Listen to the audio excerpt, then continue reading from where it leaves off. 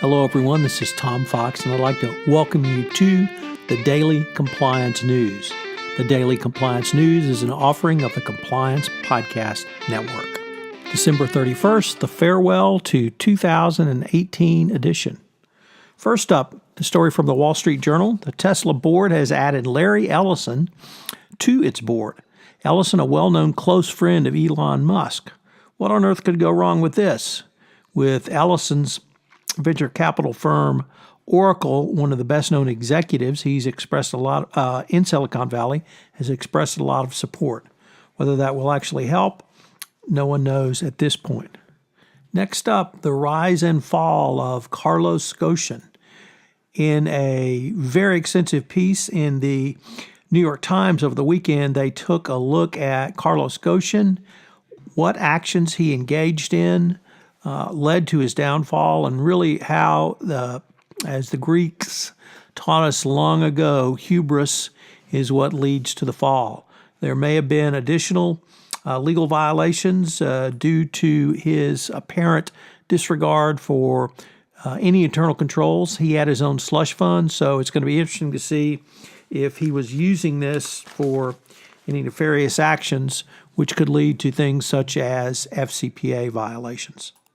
In a very interesting piece found in a online publication called The Conversation, Bernard Vernard from the University of Oxford has written lessons from the Siemen corruption scandal 1 decade later. It's really an interesting time to take a look at Siemens.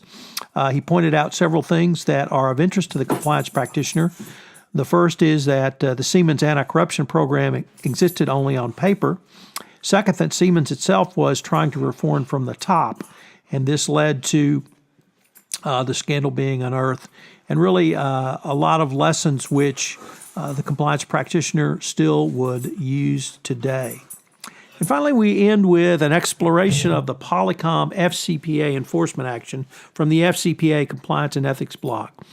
This case had some interesting tidbits and lessons learned for the compliance practitioner that the article takes a deep dive into, particularly around distributors, the model of distributor discounts, and more importantly, the oversight you need to put on to high-risk venues and locales.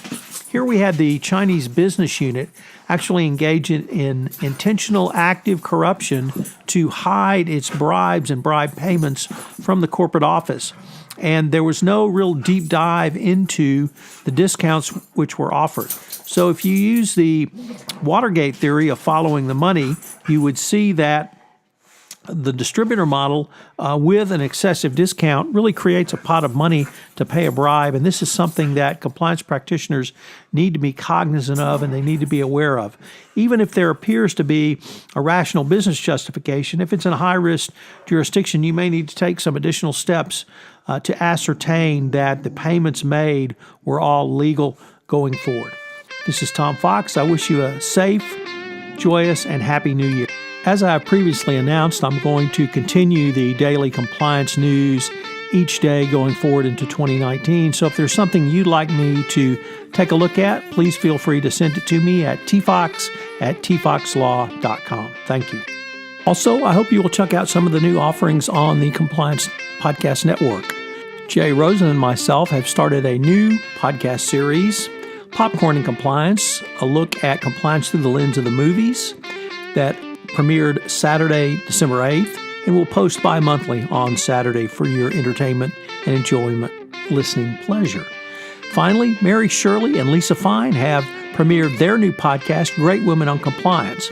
I hope you will check that out. It's a great podcast series. We have several other offerings that we are in production and will go live after the first of the year on the Compliance Podcast Network.